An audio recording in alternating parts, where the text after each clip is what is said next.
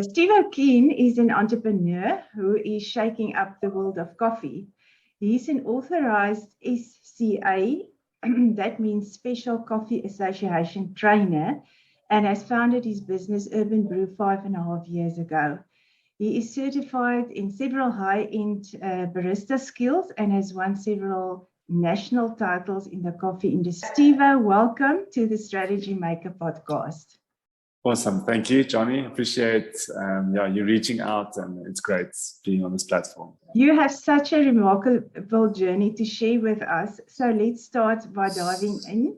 Tell us about your childhood, your school studies, all of that. Yeah, so I think growing up, I suppose like many boys out there, my main goal or dream as a boy was to be jock colours, basically, to play 5-day cricket for the Proteas. That was my goal. So my entire childhood revolved around doing sports and all kinds of stuff like that. So only later on I found music. Really fell in love with music while still doing sports, and I played provincial sports at school, cricket and hockey. So did those two sports primarily, and then up until varsity years, and then kind of music started taking over. And at varsity, I studied education. I think we're going to get into that a little bit now. So studied education, taught for a few years, and then the massive career change happened. So I think to summarize, you are the ultimate creative. You love music, and I know you're a very good writer as well. So you are really in a creative space, and that obviously suits you so well to set up a business in that space. But just for our audience, you live in Bloemfontein. You grew up there. Or shall we say Bloemfontein, like the Afrikaans people say? Bloemfontein. and studied there, and obviously still is based there with your family. Yes. So you went from teaching English to children and now training baristas. And there was a pivotal moment in your life while teaching, and you just knew you had to make a change. Tell us about that moment. Yeah, so I taught for almost 4 years, so teaching English and arts, running a small coffee academy on the side as well.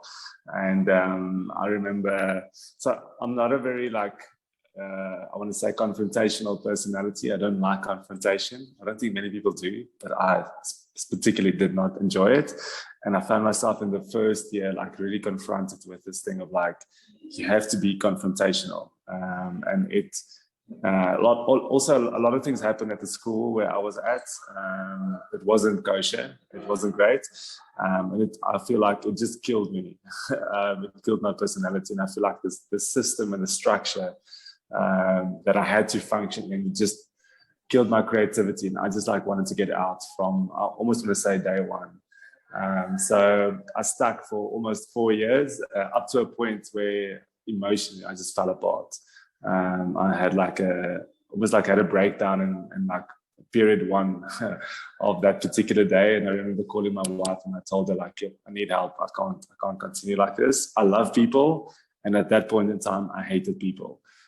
So that was a clear sign of something is definitely up, something is definitely wrong, and I need help. So long story short, I went and I saw a psychologist. I was hospitalized in an institution in Bloemfontein, Bloemke, and I never went back. I never went back to teaching. I just quit my job with no real plan, to be honest. Someone gave me a potential of something, and I was like, well, that's enough. I'm not going back. And the opportunity was actually going into music a bit more full time. And after month 1, this person did not pay me. So I was like, oh, well, that's not ideal. I have a wife to look after as well. And I suppose also being very, at that point in time, very, what is the word? Impulsive, that's the word. Very impulsive, just quit my job. I had no real savings to fall back on.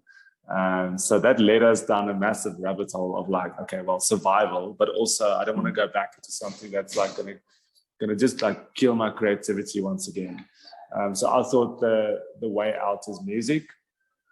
And it turned out, I remember like my wife and I went to she had a conference in Gauteng over a weekend. I was unemployed. So it was, I think, like a week or so just after I was, I left this institution. And I got out of hospital, and then we visited like a bunch of coffee shops. So I did. While she did the conference, I was just like chilling because I was unemployed, living the life, still adapting to real life. And I remember walking into this one space, a coffee shop in Braamfontein in Gauteng, and speaking to the guy. And the guy was just so open. And I was like, I don't know how, but I need to get part of this industry. I need to I was passionate about coffee, and I was obviously passionate about people. And I feel like a coffee space had the potential of bringing these two worlds together in such a creative way, but in a relaxed environment. And I remember that was the weekend. The Sunday, I spoke to one of my friends, and he said, well, he knows a company that's looking for partners. And I told him, dude, it's a nice idea, but you need to know, I did not plan for this. I don't have massive savings, and I know nothing about business. So I don't think this is a wise idea. That was the Sunday. The Wednesday, I met this cafe owner. And the Friday, this company approached me and said, well, we want to give you a third of our business for free. I was like, well, it sounds great. I have nothing else, so this sounds like a great opportunity. I've never heard of anything like this, so maybe this is normal. Later realized, I basically worked there for almost a year, 10 months. Realized why they gave me a third, because it was a sinking ship. But at the same time, I did not earn a cent. So for 10 months, I worked for free. But I was a partner. So everything you do is you're a director. We're building the business. Exactly. But the business has been going for 5 years when I got there. Long story short, I just gave back my shares after that period of time. And I was like, well, I've paid school fees now. I feel like I've learned a lot. I've learned about customers. I've learned about coffee. And I want to do my own thing. So I started that out, and obviously realized it's not that easy. Yeah. It took me I remember slogging it, basically for 4 months, just trying to build a sense of a salary. Doing events here, doing this there, doing a coffee tasting here. And it's all great, but it's not feasible to sustain a family on a monthly basis. So I remember walking into a chain store here in Bloemfontein, and I walked to them and I was like, you guys have amazing equipment, you have a decent product, but your staff needs some attention. Can I be part of the solution? For me, in a chain store selling coffee, or coffee shops, or coffee. Okay. Very well known. They've got multiple, hundreds of coffee shops around South Africa. So very well known. So I really had to humble myself to get to that point. But I was at that point in time, I was earning R0 per hour.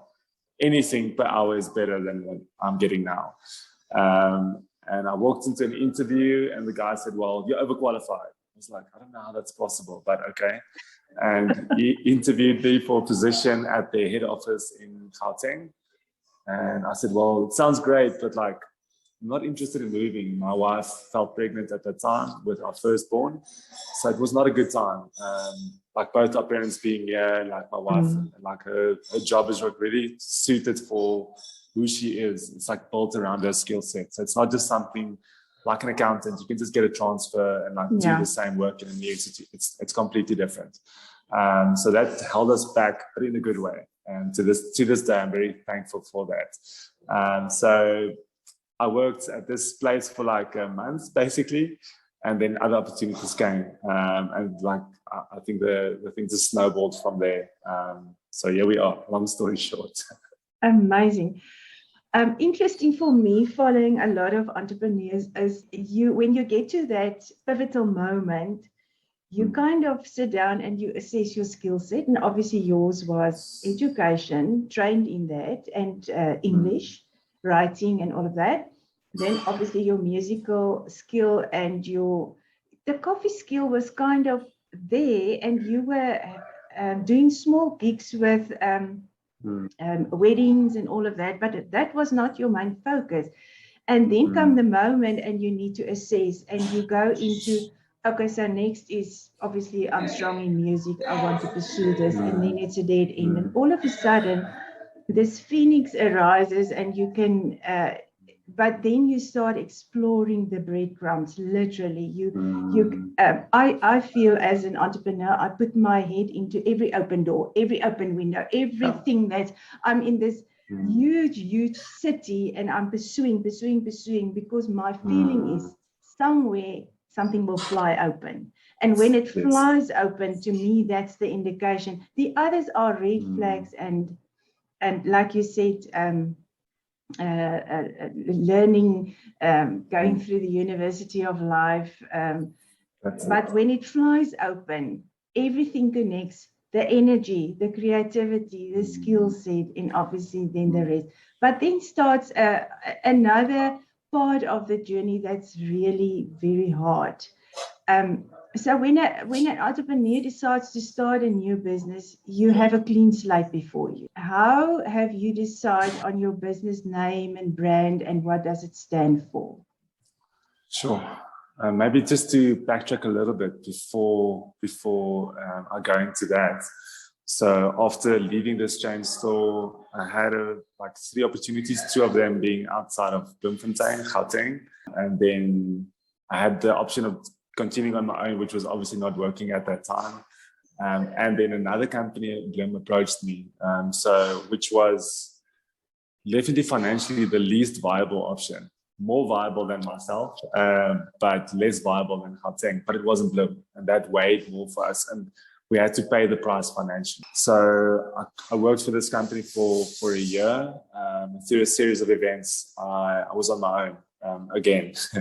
So I sat with this thing of like, well, in Bloem, I felt that I had a brand as Stevo, and I sat with someone, and like having a coffee and thinking about the way forward of, will I continue as a personal brand as Stevo, or will I almost remove it from myself and make it a company?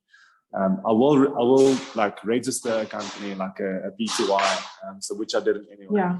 But how will I do it? And I decided, up until that point, I felt like I have failed so much.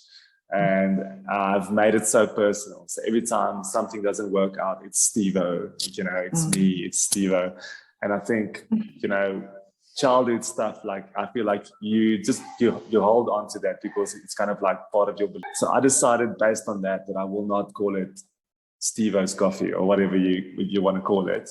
I will call it a company. Wow. And if that doesn't work, then it's not me.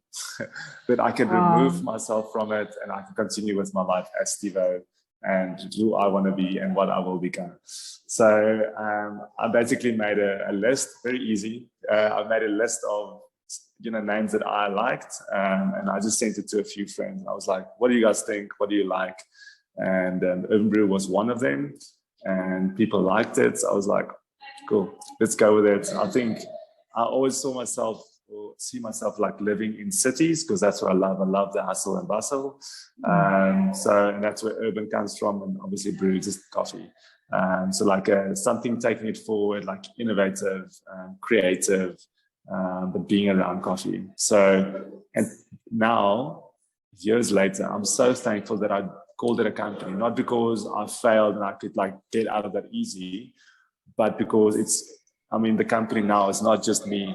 I have a team working with me. And if it was me, I felt like people would just come because it's me, but now it's a team and they're doing things that are greater than myself. And I celebrate that so much. So, yes. That's amazing. I strongly believe that brands must translate emotionally as well. And if you think that you literally went through the emotional decisions of why and why not, and to have a bit of a shield on a personal level, and then build a brand from there, it's for me quite, I can understand that that one goes through that decision-making process. I actually never realized there's so many different services in the coffee industry, and which ones is close to your heart, and what do you offer? So I think starting out in coffee, there weren't many. In South Africa, it's like you are the barista, but it's not sustainable. You can't sustain a family on a barista salary, and I'm hoping to change that in the years to come, or be part of the change rather. Then if you were not a barista, then, well, many people did that as like a student job. Like you kind of earn some money while you're studying, and then you become something and you earn more money and then you leave it, right? I couldn't. I loved coffee so much and I didn't want to go back. So I needed to make it work. Secondly is you own a cafe. And so you need to own a cafe to like earn more money, to make it more sustainable. And then you pay other people a minimum wage. That's what many people do. But I went through that stage. So I did not want to, or I didn't have the funds, firstly. Secondly, I did not want to borrow money from a bank because I was not credible, first and foremost, like just putting it out there. And I really had issues like borrowing money from someone, like getting an investor, getting a wallet, basically.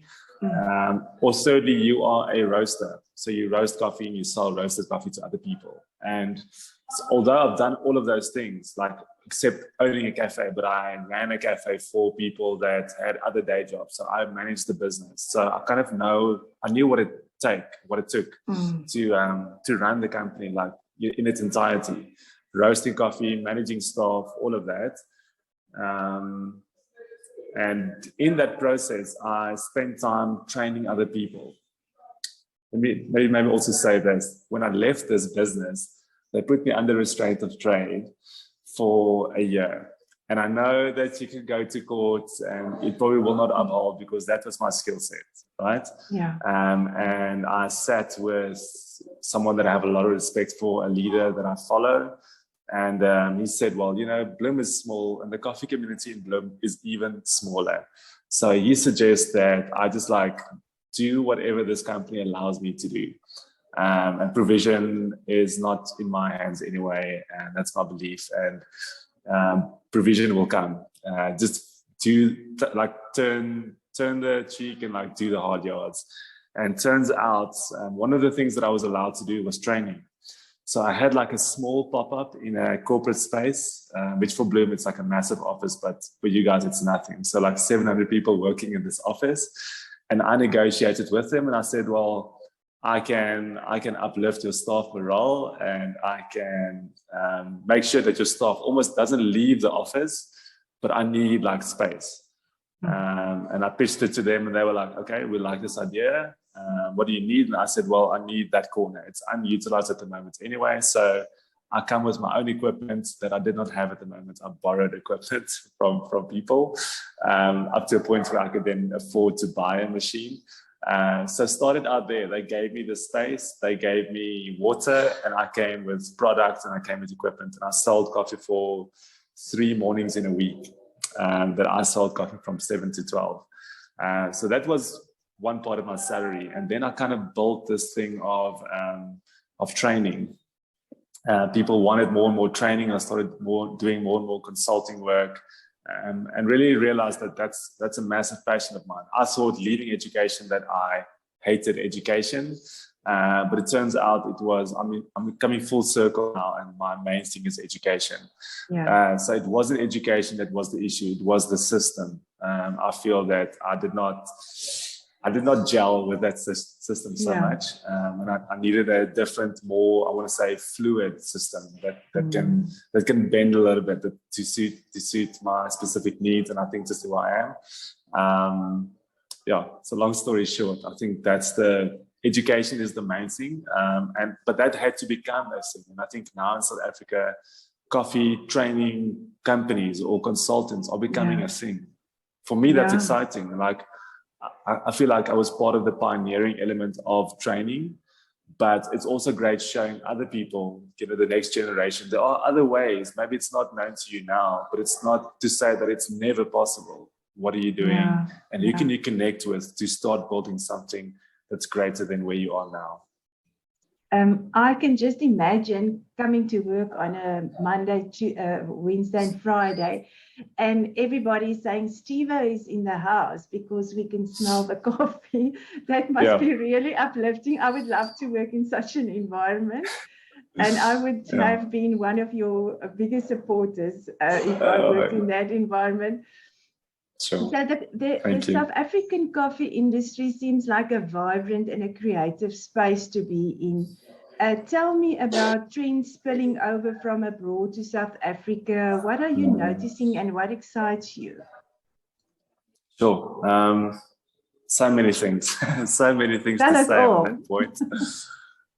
I think just spending time, like I haven't had the opportunity to travel abroad a lot, but the last was from 2019. I spent time in the UAE, in Bahrain, doing training there for a company, training like a bunch of their staff, which was great. But that's like a whole new world. I feel like those guys have all the resources in terms of money, and it's so competitive. And in South Africa, we can't compete. Like, sorry, we can compete with quality, yes. Like our quality is definitely beyond than what I believe they had, especially where I spent my time. But those guys are just so aggressive, and I mean, things happen overnight because they've got the resources, they can make it happen. In South Africa, and especially Bloemfontein, like things move much slower and it's much more relational. So I think that's what I love about South Africa. From my perspective, is things are relational. For that reason, it can also sometimes be very cliquey, difficult to actually penetrate a certain area.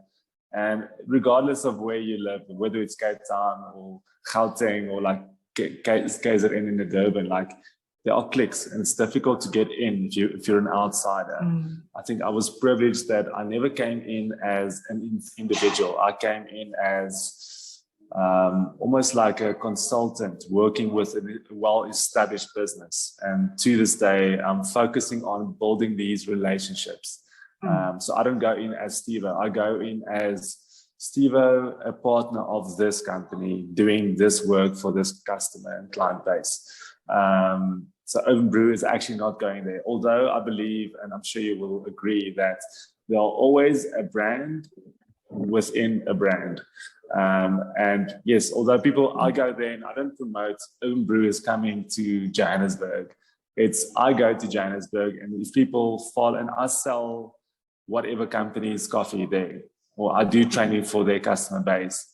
I'm not territorial about that. And for that reason, I'm actually not a roastery. I'm very intentional with not being a roastery because I feel like it will cut off a part of my client base. I'd rather want to work with roasteries because they sell coffee to customers, to shops. And those shops need training, and that's where I come in. So I maintain my relationships with the roasteries, or I try to, and then they sell training, and I'm part of that solution without being on their payroll full time. So a bit of my strategy around that. Yeah, that's a good approach to have, because rather have a synergy than a competition. Exactly. So I know I'm deviating, but that's the way I work. So what excites you? Yeah, what excites me is like we're always pushing forward in South Africa. Like there's always a next step. There's always something to grow towards. And that's amazing. I think what I would like to see, if I can mention that, what I would like to see more is more collaboration. And not only because of COVID, but I think that has made it so much more valuable for me, is like collaborating with like-minded people. And they are out there. I speak with many other professionals, also running their own businesses or entrepreneurs. And we kind of do the same thing between different parts of the country. And oftentimes get calls from these guys and like just chat about your struggle. And we come across things that we're struggling with the same things, but we're in different parts of the country, but we always feel so lonely, so isolated. But if we just start talking to one another, just like get over yourself and start talking to someone, you realize that you're not alone. And that's so helpful. I think for me, that's so helpful, knowing that I'm not alone. I'm not the only one struggling with this thing. I think it's also a bit of arrogance I find myself oftentimes being so arrogant, thinking, oh, I'm the only one, you know, this classic creative mindset. And it's not the truth. Maybe, yes, it's unique, but you're not the only one. Someone else can relate to what you're going through. And they might have a part of the solution. Just be open to share it. Yeah. But it's also vulnerable to put yourself out there and say, listen, guys, I'm struggling, I need help or whatever. But I think entrepreneurs in South Africa specifically need a network where we can bounce off ideas. And entrepreneurship is quite the emotional struggle. There's no day is the same in a week. You've got so many. Now we're working through load shedding in South Africa. Hugely affects our business. Whether you're working from home and just need the internet like I do, or you having to serve your customers, it's a huge struggle. And people had to work through COVID. Now it's just curveball after curveball, and we need that support from each other. Who are the industry leaders in South Africa in the coffee industry, and why? Is that a difficult question to answer? Are they leaders? Yeah, I think for different reasons, different people will stand out. I think I have I'm fortunate to be able to travel around the country and do some work, and different people pop up into my head at the moment. I think people that just like want to take things forward, and they don't run the business with a South African mindset. And I'm not saying that negatively. What I mean by that is they're always pushing the envelope, like looking at the international market, looking at, in terms of coffee, like a Europe, or like looking at like Australia in terms of coffee, and like really competing with that, and running the business in that way, but still being approachable to the South African market. So people that stand out for me is like in Gauteng, Father Coffee, Chad Goddard and Barry Whedon. I think they're doing incredible work. And I know it's really difficult with what they're doing, because they're like, I mean, they just opened like a 600 square meter like building in Cromwell. And I know like that's a lot of resources that went into that. And maybe we don't even have enough people buying coffee at the moment in South Africa, but they see something forward and they're like, we're not going to be annoyed by, or just say like, oh, people don't do this, or we don't have the buying power, so we're not going to do it. Like, put yourself out there, and there's real risk. Obviously, there's real risk, but that's entrepreneurship, right? Risk it for the biscuit, and put it out there, do the work, do the most, and see, hopefully there's some return. So I think them down in KZN, definitely Bluebird Coffee Roastery, similar situation, just really pushing the envelope. So both of them are actually roasteries, but great entrepreneurs at the same time.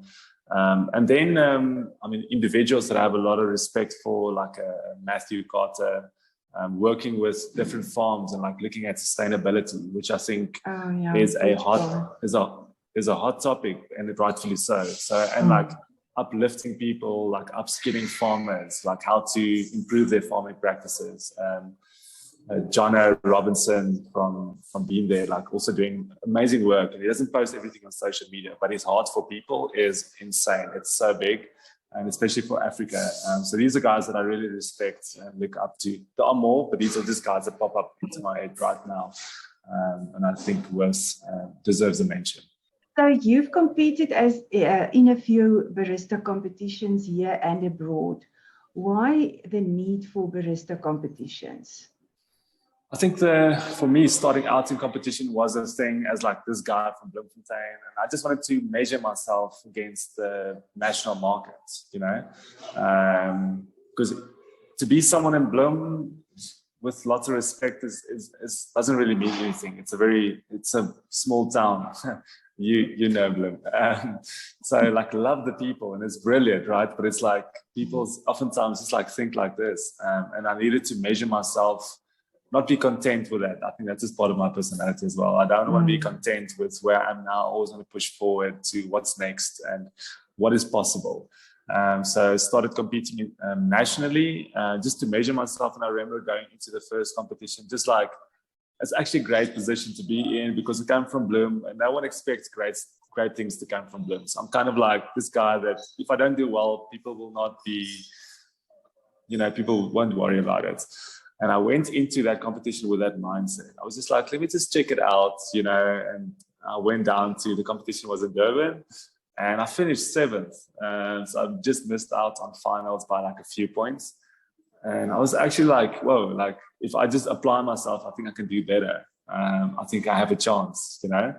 And then the second competition, the second nationals, I had to change my mindset. And I remember like almost thinking for a few months, if I just do better than 7th, if I just end up in finals, so top 6, I'll be happy.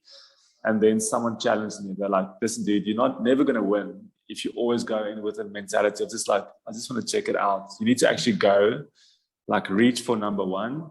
And if you don't do it, if you don't make it, obviously you'll be disappointed, but at least you've given yourself a shot. And I had to change my mindset with that. So the previous nationals, I actually went for it. I was like, okay, I have clear goals. I have a team.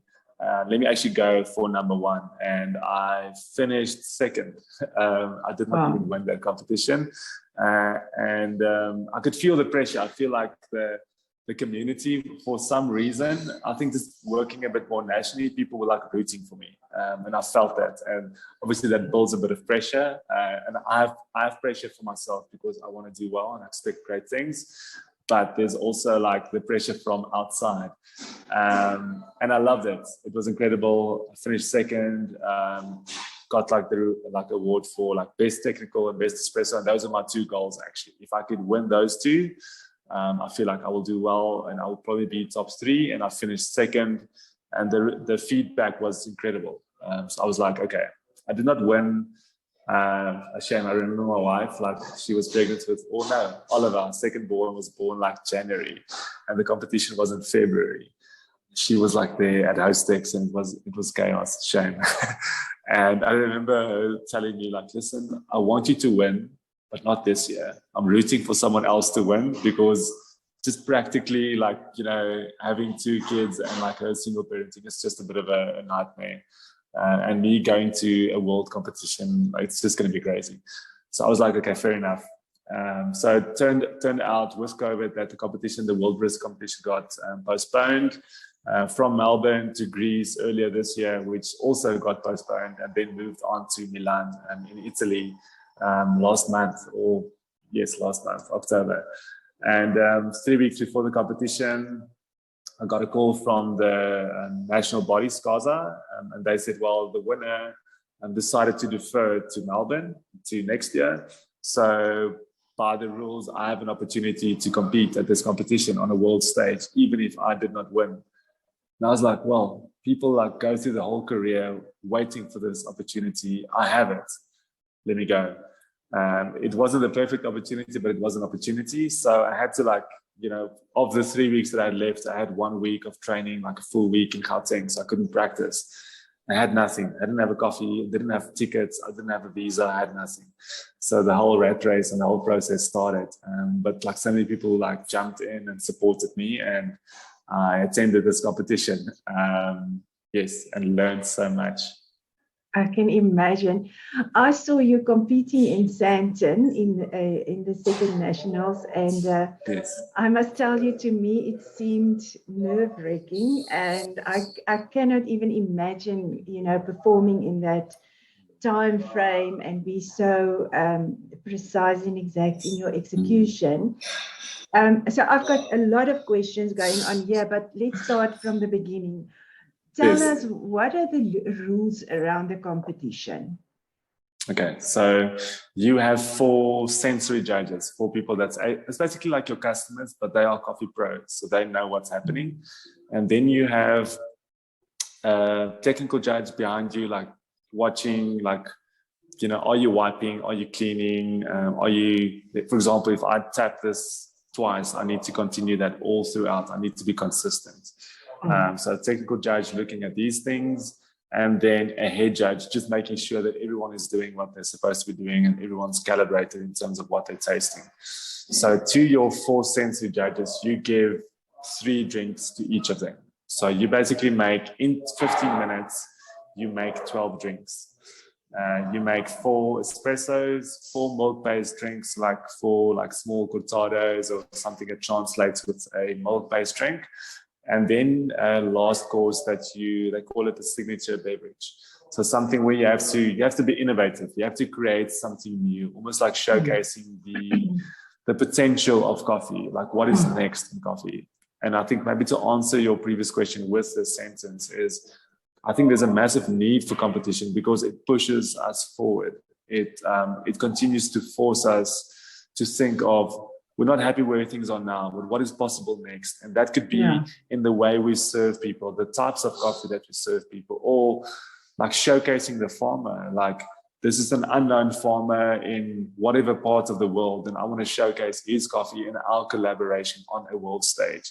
After that, if you do well, that farmer will do so well. And so there's sustainability and I think fruit for everyone in the chain. And I think that's what's important. We just the lucky ones to be able to represent the work of a bigger team on a wider world scheme, I think. Yeah. Okay. And then they score you on, how does the scoring work? So each of those 3 drinks that you serve the 4 judges, you need to tell them, well, this espresso is going to taste like dried apricots and honey and this. And if they taste that, you score well. So it's all about making sure that you give flavor notes that they will be able to pick up. So not like a guessing game. It can easily become like this thing. I think many people have experiences where you've attended a wine tasting and just feel so pretentious. So that's not the aim, definitely not. It's to make sure that it's approachable. And also like explaining why the coffee tastes the way it does. If you can substantiate those flavors and they actually pick it up, you will score well on professionalism. You will score well on the flavor note itself, and chances of doing well would be great then. I had goosebumps when I heard that you are going to Milan. I mean, what an awesome opportunity! But definitely. I also put me in your shoes, and I realized that, goodness gracious me, 3 weeks to prepare. Normally, you have this build up to your competition. You've got your team around. You've got everything sourced.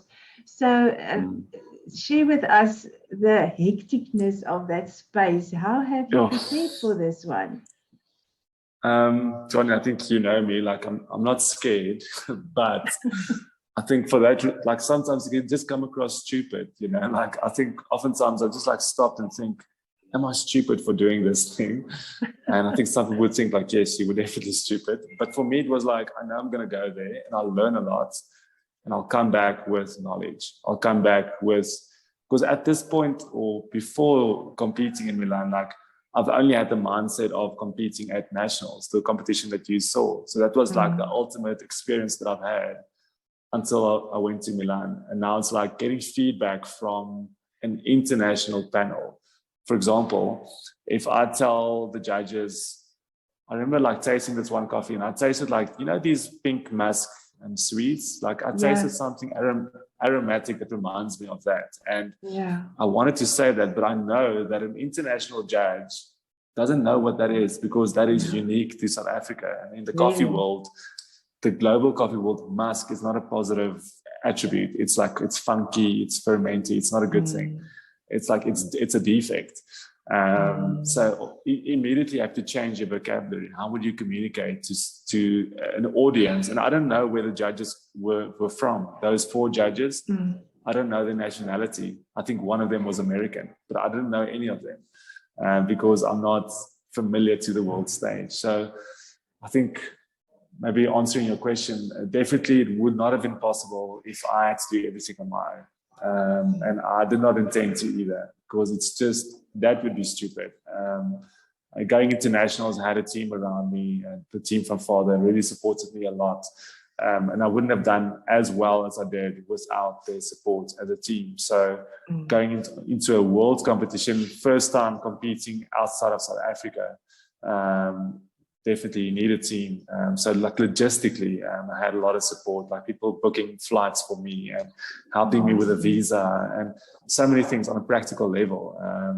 I had to call around and ask like, who has a coffee that can compete on a world stage? And it's not the kind of coffee you just take off the shelf. And it just so happened that Dario from Bluebird, they had a coffee that they wanted to release as a special release for their customers. And they ended up not doing it the month that they said they're going to. And I called him like a few weeks later, and he was like, well, I have this coffee and I know it can compete on a world stage.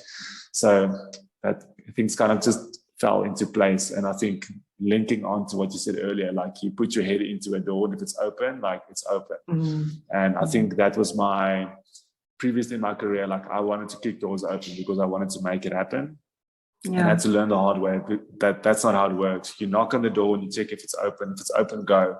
If it's not open, it's not your door. Continue to the next one.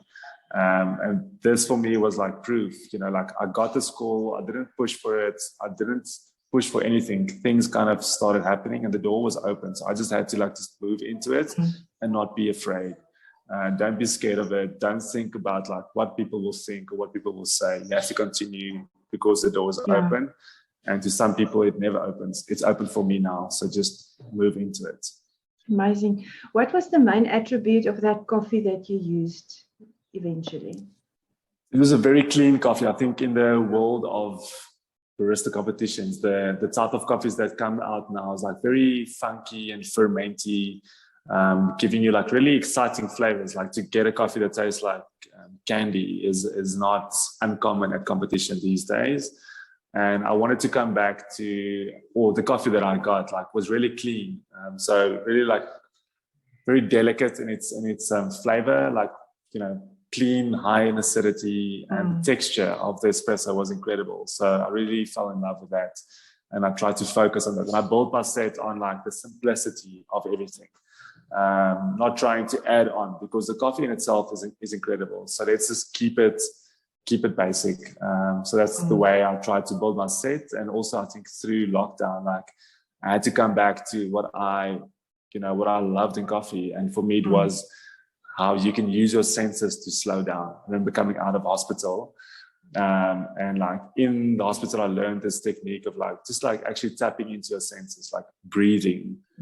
I remember sitting there and like drinking rooibos tea and like eating marmalade toast outside, feeling the sun on my skin, listening to certain like sounds. So important. And how that was so good for me. And I wanted to try and replicate that on a world stage because that for me is the basic of why I love coffee.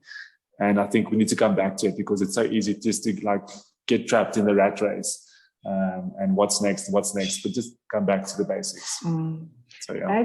Have you then eventually was the musk part of your innovative set that you did, or so have you focused, moved away from that? No, I moved away. I mean, we literally tasted that backstage, and I was like thinking about this, and we decided not to go with it because it's too risky. In my signature drink, I try to focus on terroir. So it's a term that we use that they use in wine, where they speak about the land and how that will influence the flavor potential of the coffee. And this coffee is grown in like a really specific, like celebrated area in Ethiopia, Geisha village. And I thought about other industries that also like terroir based. And I met this lady, a beekeeper in Johannesburg, Lion Raw Honey, Natasha. And I've spent time in like a tasting room, tasting 6 different honeys, and they were all completely different. And it reminded me so much of the similarities between coffee and honey and also like wine, right? And cocoa, chocolate. And so something happened that day, like last year. And when this competition came and I tasted the coffee, I was like, I want to use a honey in my signature drink. So I had like simple ingredients. I had my 4 espressos. I had 12 grams of Natasha's honey. And then I also had, 40 grams of an Earl Grey tea that I fermented a little bit. Wow. Because I like Earl Grey is also a very floral tea, right? But it has like a bit of body. So adding that to the coffee formed like a new flavor of like orange blossom, basically, which is like floral but fruity. And the honey with that just like transformed it. I tasted in the signature drink literally rocket, like a peppery note that reminded me of rocket. Or in the international world, they use the term arugula, That's what they call it. So you have to like think of these things like Google, what do they call rockets? Will they understand it? Yeah. I ended up calling flavor notes of jasmine, that came from the honey. Was it orange blossom? And I can't remember the second or the third one. Anyway, but it was incredible. It was actually the drink that scored the highest, and I think it's largely got to do with the honey that I added to that. Wow. And what was obviously they loved it, but have they communicated their feelings about it? Yes, so actually that was a great thing about a world stage. It's like you actually have a meeting with judges, and afterwards they give you feedback. Brilliant. That's brilliant. For me, that's amazing, because that's where it's at. That's where you will learn, and that's where you will know where you went wrong or where you didn't communicate as clearly. And the feedback was just incredible. So I actually have my physical score sheets, which is incredible. So it can help me going forward into next competition. So I really love the signature drink. I had a technical issue and I went overtime. I decided to remake 2 of my espressos, which put my entire routine behind schedule. And I ended up going overtime. So instead of using 15 minutes, I used 15 minutes, 37 seconds. So for every second you go overtime, you lose a mark. So I ended up using 37 points, which is a lot on a world stage. And that meant the difference between ending 27th, where I did, and I could have ended 20th. Which is obviously much better, but I know where I went wrong, and I don't look at the number. For me, going before competition, I had to ask myself the question of where would I like to, what is the bigger win? What is the infinite game here? Simon Sinek, thank you. And for me, the infinite game was to not have a certain position. Even if I win the competition, like it won't be enough, because I want to represent myself in a certain way on and off stage. I want to network. I want to communicate. And I want to make sure that I can get back there. And I want to come back to South Africa and like be open-handed about what I've learned, so that others can also share in that. So I'm very challenged by that, and to make sure that I don't white knuckle what I have, because I mean, hearing this story, it's not me. I got the opportunity and I'm so thankful for it, but I also feel I have a responsibility to pass it on to others, to make sure that they can also share in that going forward.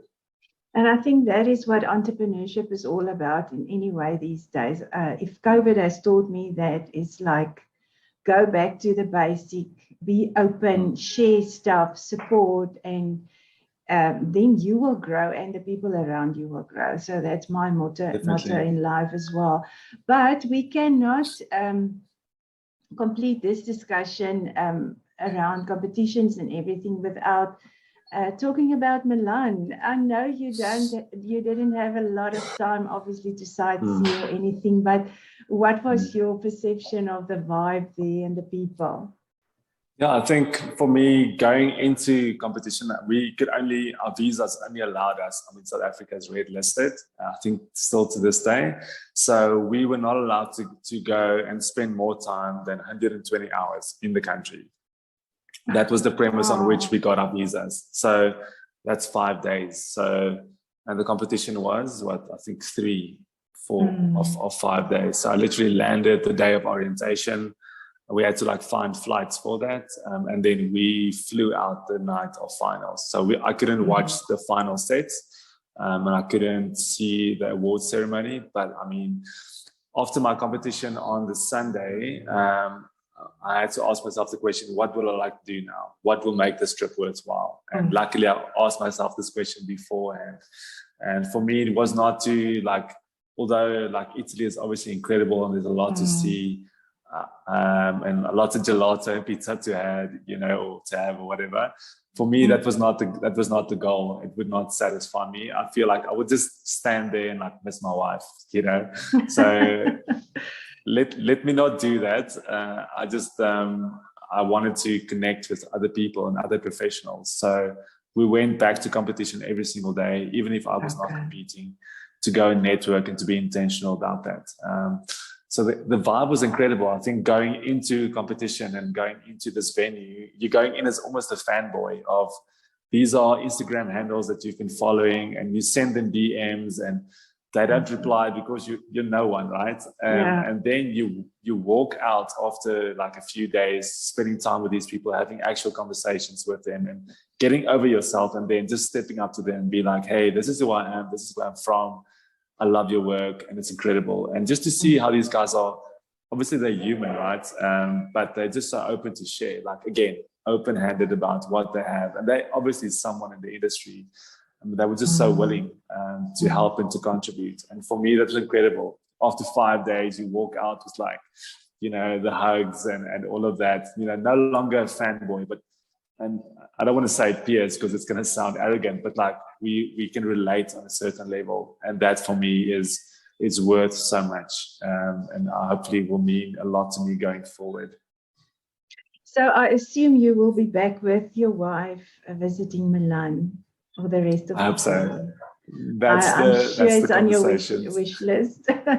Definitely. I can just tell me we toured Italy, and it was the experience of a lifetime. So go back and make sure to visit the Duomo and all of the sites that you need to see while you're in Italy. Yes, definitely.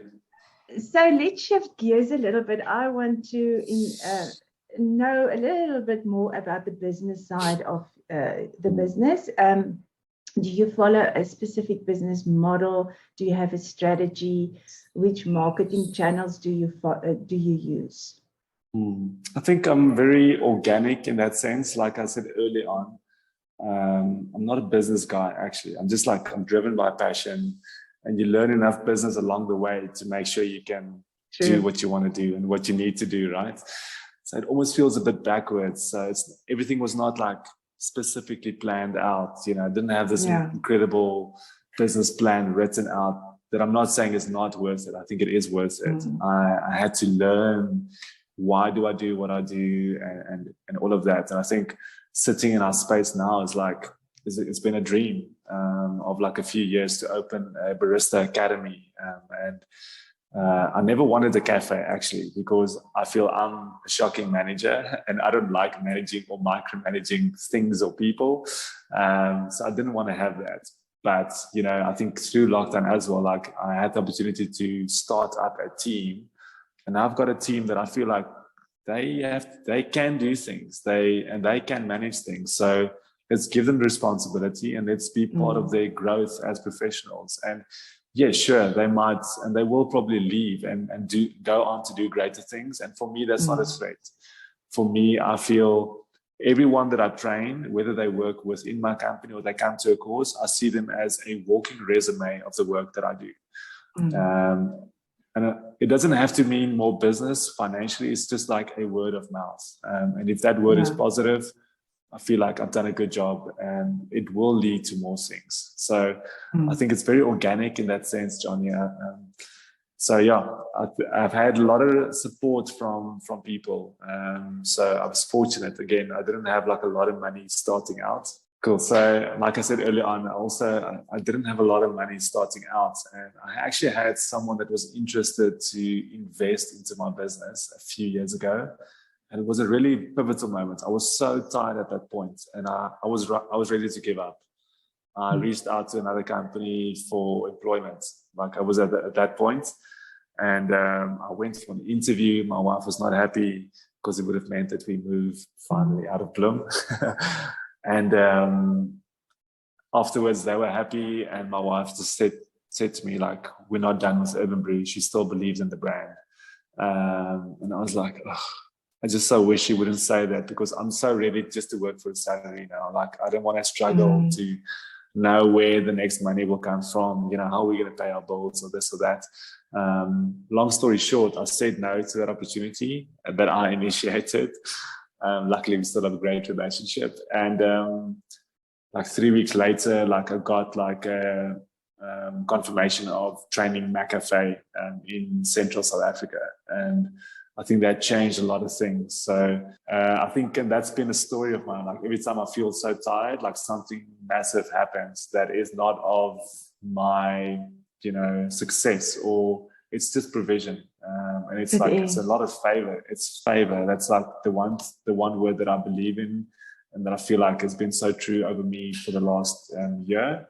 It's just favor. And for me, having a team is favor. And I want to be a good steward of that. I want to look after really well. And I want to make sure that the guys that I work with, or that I'm privileged to work with as my team, that they can grow as professionals. And if they go on to do great things, I want to be a massive supporter and, you know, in their fan club of like, go and kill it and do something great for the industry. So I think that to a large extent, it's value driven. It's not profit driven. I oftentimes make decisions that doesn't make sense financially. I'll buy like a more expensive product and make less margin, but it's because I want to model something. I want to show. I don't want to fall into that trap of like, oh, we just live in South Africa, so I live in Bloemfontein, and people will not appreciate what we do. So let's just give them something they understand. Let's make money. And many people do that, and I'm not saying anything against that. I just feel like we can do more. We need to take an industry forward. So let's showcase, let's pioneer something, and other people will follow. So a one line of like step up or step out. So competition in that sense is a good thing. Someone just needs to actually like take the risk and do it, and then others will either follow or they will stop. Or they will separate the market of like, these guys definitely like they're pushing the envelope, and I always want to be part of that. Not in a sense of I'm trying to prove a point, because it can be arrogant as well, and I can miss the mark there.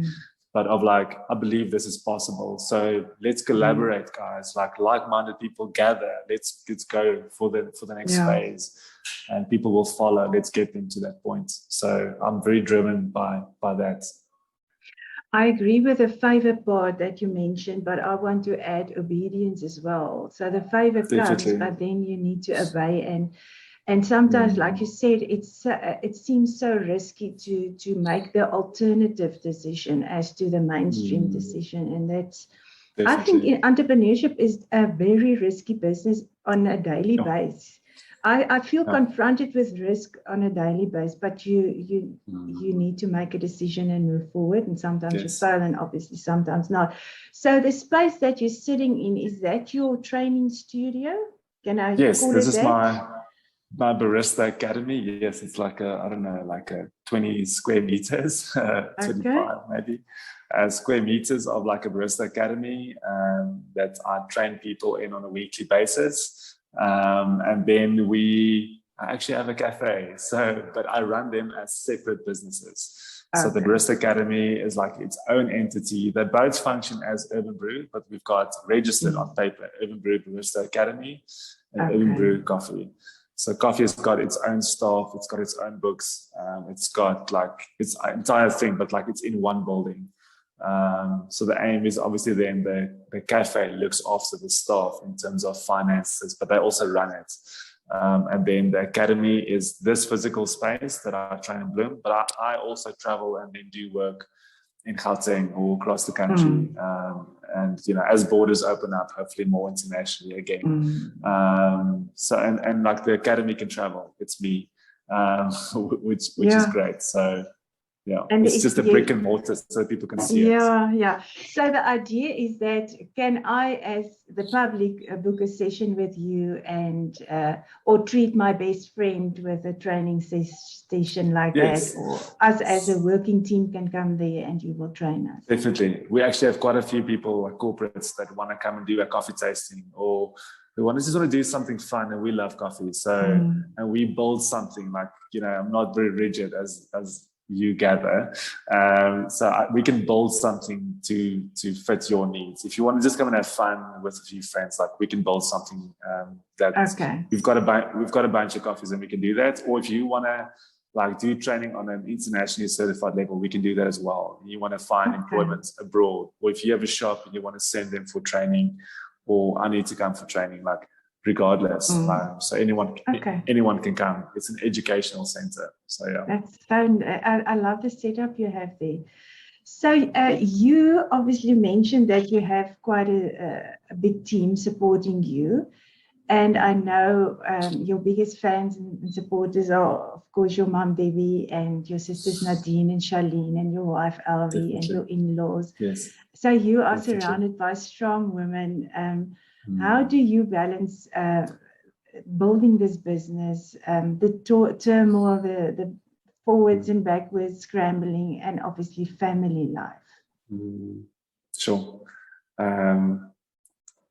It's a difficult thing because I don't always get it down. I think I oftentimes struggle with this because I like what I do. I love working as well. So it's like really balancing it out is a tough thing, but it's important. And I think my wife, Elrie, is like she's, I always want to say the opposite of me.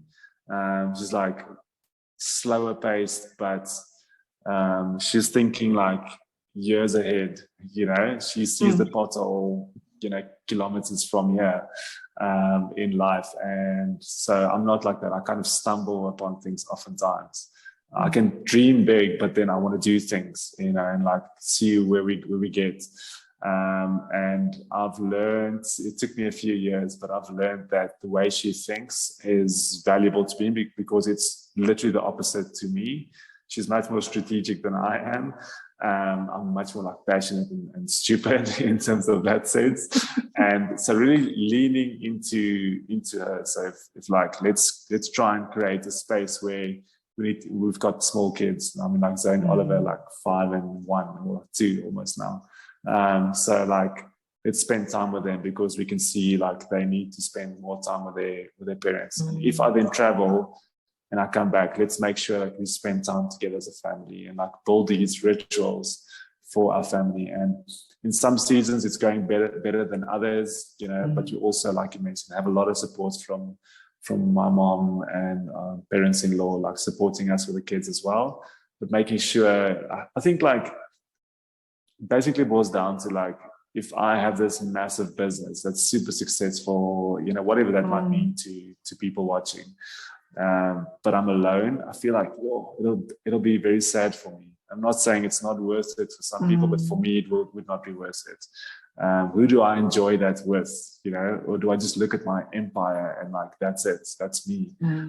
For some people that's legacy, but I feel like I'm very challenged by like, what will I leave behind aside from Urban Brew or like a brand or, all of that. And I think that resides in my kids, in my marriage, in the way that I treat my staff and where they will go.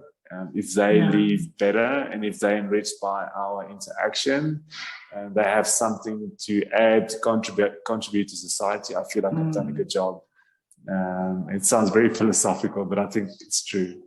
So we need to think bigger than the rands and cents and profits and margins and this and that. And I'm not saying you cannot have that. I'm saying like, let's just put stuff into context once again. I always had to remind me while I was raising my children that fortunately I'm also the visionary and the strategic. So I knew that I will have it all, but not at the same time. So there's phases in life and you need to wait patiently for the next phase. Although you are ready to go and you want to get out of the blocks, children tends to bring us down to earth and tell us it's not that time yet. So be patient. Sure. And for me, I'm living that now. They're adults and they're successful in their own lives and bring me so much joy. But I have the freedom now to literally go full on if I want to work 40 hours or I want to go for the run or I want to whatever. I can literally live it full on now. And it's such a privilege and such a good space to be in. So remember. Yes, I wanted to say now, you're such an inspiration. I think like, being privileged to be closer to you and kind of like your kids and what they do. I think you're such an inspiration of like, you can do amazing things and you are doing amazing things. But like, just like from, like that, what you're speaking of now is like the timing is very important. I really so struggle with that. And it's great hearing that, it's not the end of the world. It doesn't mean if it's not happening now, it's never going to happen. So I'm really encouraged by that and just by your story. if you're watching this and you don't know Johnny's story, you need to follow it and you need to speak about it more. So, yes. Eventually I will, but I must tell you, we have the same thing in common regarding burnout. I ended up in the same space and I needed to adjust my career choices. And that led, obviously, it's the domino effect. It leads to the next thing and the next thing, and for you to end up here. But to have that vision while journeying through all the hardship, that eventually the reward will come. Just be patient. But I want to ask you something else. If you can open any kind of business today, apart from the coffee and the passion, what will it be? Sure. I don't know. I think I'm very excited about sensory. So I'll probably open like a sandwich shop. I don't know, like any space where people will come. I think that would be great. Or I'd love to go into marketing, or if I can be part of any psychology kind of situation on how to understand consumer behavior or something like that. As long as people are involved, I'll probably thrive in it. So definitely, yeah. I'm also intrigued by consumer behavior and in your industry regarding the sustainability and how we consume coffee is obviously a very hot topic. Okay. So tell me, you've trained, you mentioned your training that you did in Bahrain and a lot of other customers and clients. What are the success stories that evolved around your training? Sure, I think two polar opposites. The one is I spoke about this earlier this week. This one barista, I remember early on in my training career, this guy, I had a customer that wanted baristas and she didn't have anyone. And I kind of met this one guy through an employee. And he didn't have matric, so he had no job. He was unemployed. He didn't have matric, so no one wanted to employ him because he doesn't have matric. And I was just like, so what does it mean? Does this mean this guy will never find a job? So something really bothered me about that. And I felt like learning a skill on how to make coffee maybe it's not sustainable for you and I to do as a full-time career because it doesn't pay enough yet. Okay. But for him, it could be. For him, it could be the first step at, earning a salary and getting into the workforce. He just needs a break and he needs a skill. So I was like, well, I have the skill. I can communicate that to him. And we started this journey. I started training this guy. This client was willing to employ him. I negotiated for a salary for him and he started working there. And I started, for free from my side, started looking after him, making sure his skills will grow and that his customer service will grow. That cafe, unfortunately, after 2 years, I think, 2-3 years, closed down.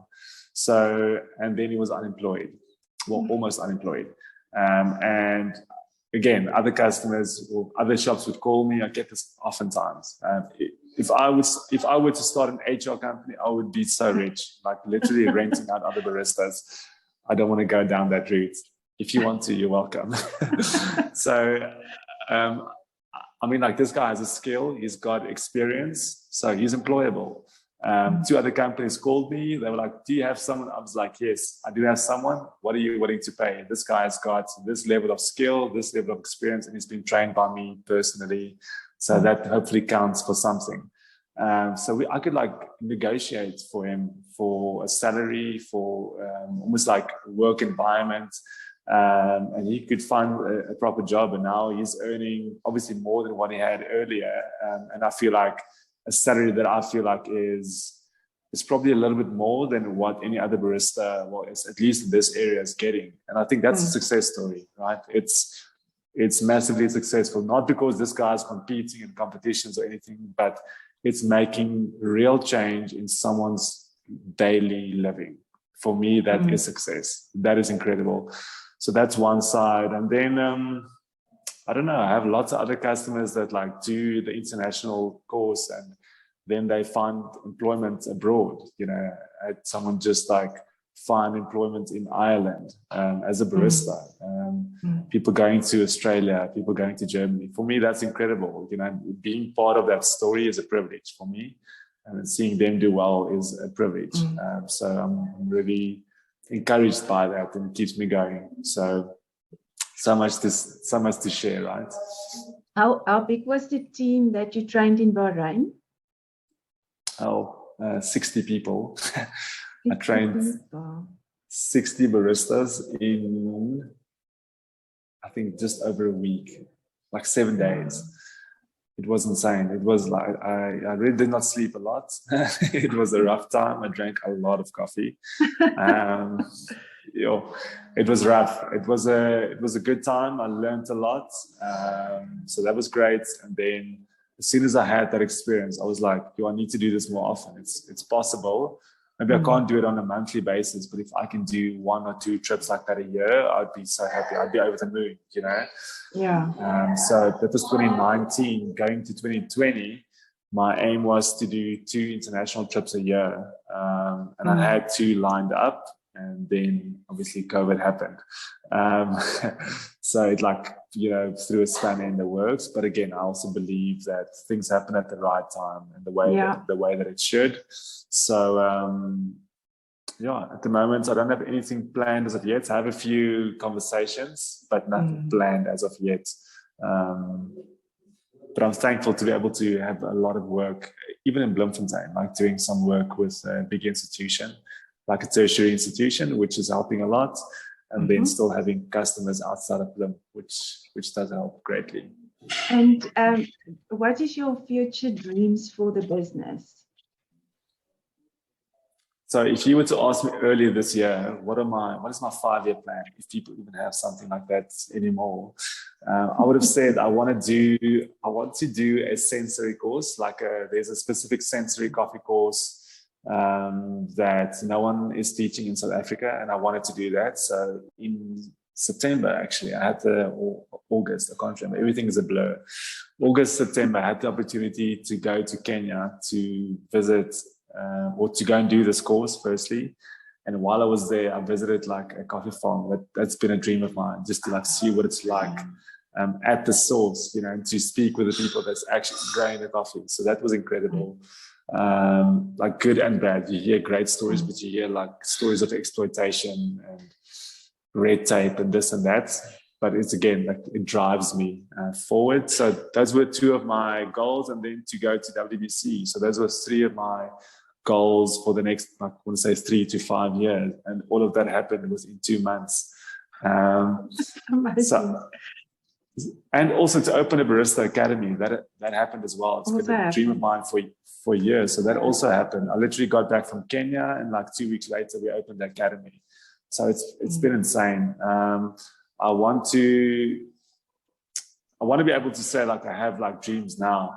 At the moment, I'm just processing and going back to the drawing board and be okay, cool. We obviously have to dream because it pushes us forward, right? So I'm sitting with a few people and just dreaming once again, what would I like to see?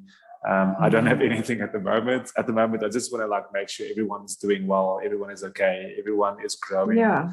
The business is growing, and where can we fill the gaps and make sure we lay good foundations, look after my family, spend time with them, that everyone's okay emotionally, and then we can take things forward step by step. So yeah. I can literally claim for you that it was a good year. It was. It all happened in the second part of the year for you. Amazing. Yes, I'm so thankful. Thank you so much. So I want to ask you a few personal questions, and let's start by the books that you read. What can you recommend to us? What's on your nightstand? I'm sadly I'm not a great reader.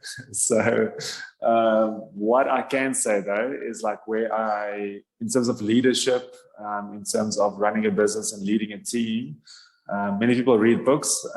Because I'm not a reader, I need to expose myself to other things. So I listen to podcasts. Okay. Spend time with people that actually read. And then also there's every year we attend, and this year I took my core team, our leadership team, to Global Leadership Summit, where we served coffee, but we yeah. also attended the summit as like a leadership input into Such us a as a team, but nice also, event.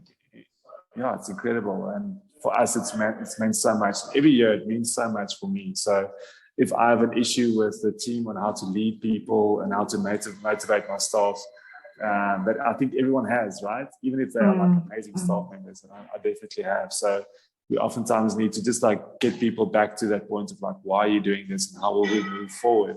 So I think that is such a great, it's a valuable, I want to say, tool for me to be able to revisit these sessions of Global Leadership Summit and how to lead people. So again, I feel like it's value-based.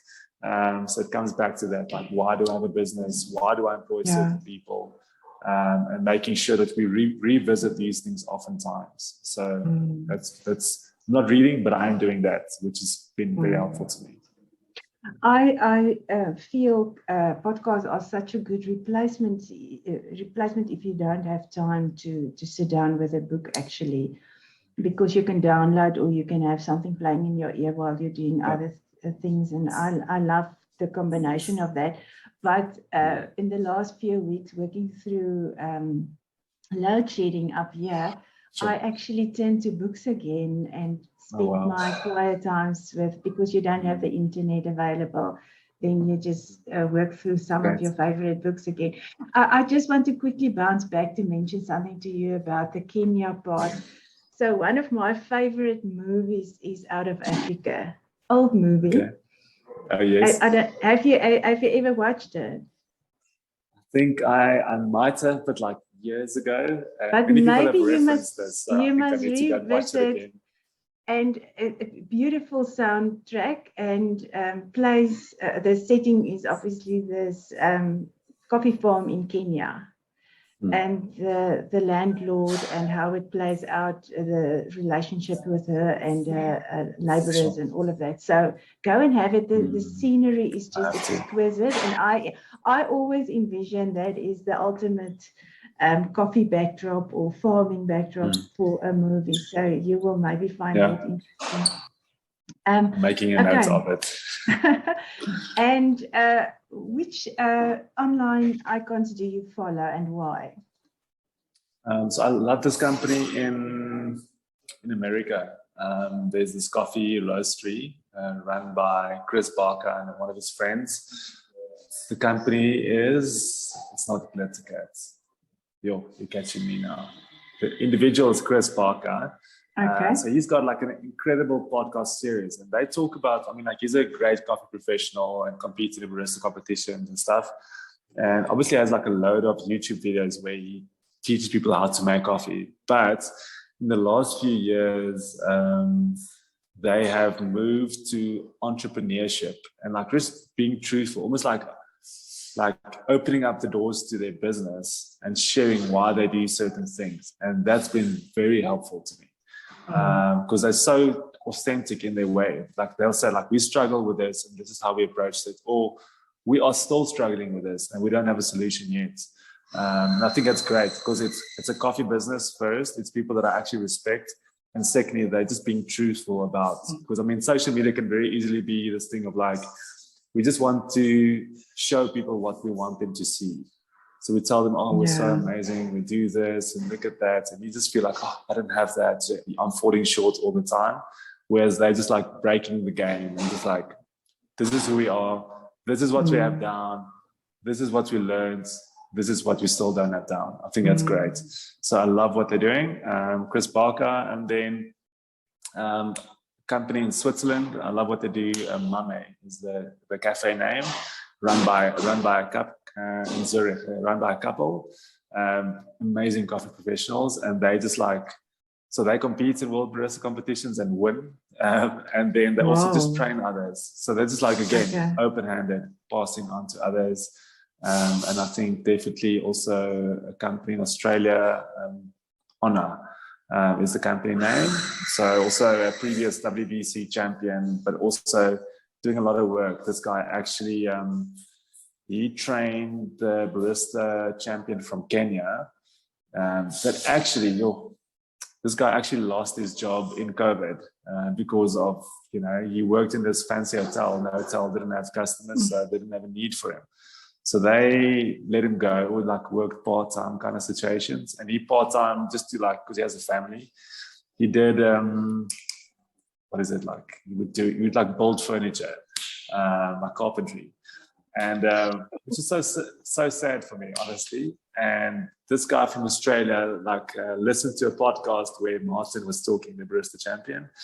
And he reached out to me and said, Martin, if you ever want to compete again, I'll train you for free. And so Sasha, the guy from Australia, trained Martin, and Martin, it was his third WBC, and he finished 5th in the world with a coffee from Kenya. And I have I'm responding. I had the privilege of visiting the farm that, the coffee was grown that Martin used. And just the work that this guy is doing on a global platform is just incredible. So he has an amazing business, but he's looking after the people on farm level so well. I have respect for that. So you can have both. Look after people and run a sustainable business. So that's I have respect for that. Yes. Where do we find you online?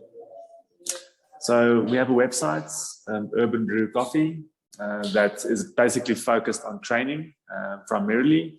And then we're also on Facebook, Urban Brew Coffee, and Instagram, Urban Brew Coffee. So everything the same. That's what I learned. But primarily our website, especially if you're not in Bloemfontein. If you're in Bloemfontein, you can obviously just come to our shop and we can give you the virtual high fives or a quick fist bump. Okay. So, yeah. And we will share all the links below the video when we publish it. So, Stevo, this was quite a very, I've so long looked forward to this interview, and at last it was again the right timing for us to do it, I believe. Yes. Before we finish off, I want to give you a few, I want to give you a word or concept, and you can answer, give a rapid answer or elaborate on it. Are you ready? Okay, I'm ready. Okay, I don't know how you're going to contemplate this word or concept, but I want to mention to you coffee snobs. Coffee snobs. I don't like the word. Coffee snobs seems elitist. It's excluding certain people, and people think they're on a certain level. So let's rather say I'm really passionate about coffee, or I'm still learning about good coffee. I don't like the word snob. Yeah, I also don't like the word snob, but I do think there are some. Yes. Yeah. So as a coffee professional going to other cafes, people oftentimes Stevo's here. And I always have to remind them, guys, I'm not the coffee police. I'm just a consumer. I'm just here to enjoy coffee. I'm not here to judge you. Just serve me. I actually want to taste the coffee the way you serve every other customer. Yes. And that standard should be good, regardless of whether you're serving me or whether you're serving the whoever. The coffee needs to be solid. That's what I believe in. Yeah. Okay. The next one is your favorite flavor or aroma. Favorite flavor. I love floral, fruity flavors in a coffee. I'm assuming you're talking about coffee. I'm talking about anything. Yeah, so I think in coffee, that's kind of my preference, fruity, floral coffees. Then the aroma, fruity, floral. This just makes it easy. Yeah. And in perfumes, do you like that as well? Like in fresh in perfumes, fresh. Okay. But that's also like my wife has got this humidifier at home, and I don't want fruity floral. I don't want to smell like jasmine all the time. I want to smell something that's fresh. Fresh. So I want to smell the mountains, or it needs to smell like something real. And for me, that's quite nice. Okay, the next one is tattoos. Sure. all my tattoos have stories. We've been speaking about doors opening, and I actually have one literally about a key. The key, like, it's actually a scripture that I got in hospital. And so it's just like I feel this door, like it's actually Revelation 3, verse 7 and 8, where it's literally like a key that opens doors, and some doors will never open, and it shouldn't. It's not me that can open it. So again, just speaking about favor. So all my tattoos have stories, and they have meaning to me. And I'm sure like many people's tattoos say some things. So yes, I love it. But they share stories, and they're like conversation starters with many people for me. Yeah. For me, it's also a kind of a personal brand and authenticity. Yes. True. Yeah. Yeah. Okay, the next one is traveling. Amazing. I've never, like as a child, never had the opportunity to really travel. Even student days, early on in my career, didn't have the opportunity. And I'm really enjoying it. It is lonely for me, I must be honest. And I think coming back from Milan, I've never had almost like the blues coming back from a trip. And I've really struggled to come back. And it's not because it's first world and I coming back to South Africa and this and that. I think it's not even coming back to South Africa and you're sitting with the first versus third world situation or developing country or whatever you want to call it. I think it's everyone's thinking the same. And now I come back and now I have to like almost fight again. And I feel like this massive gap, firstly, between where I was and where I am now. Secondly, between where I am in my career versus where the company is. And that gap creates tension. And I also feel there's a level of, I don't know, disappointment that I feel like where the world is, in the coffee world, and I feel like where the coffee industry in South Africa is at the moment, and almost like a level of complacency. I'm not saying everyone, but I feel like the general. And I'm like, oh, guys, there's a massive gap. There's so much more. Why are we not striving towards that? Again, like I feel responsibility, not because I have all the answers, but I feel like let's push things forward. So traveling good, but you have to be cautious. You have to come back and spend time with people that will put everything into context for you. So to put that into a short sentence. Okay. All right. Then spirituality. Necessary. I feel like it gives you greater purpose. What you do is not who you are. I had to learn that, and also it gives you purpose beyond what you do, and it will. That's the fuel for me in the times that I struggled. That's been my fuel. It's driving me forward. It's forcing me into a space of thankfulness. So yes.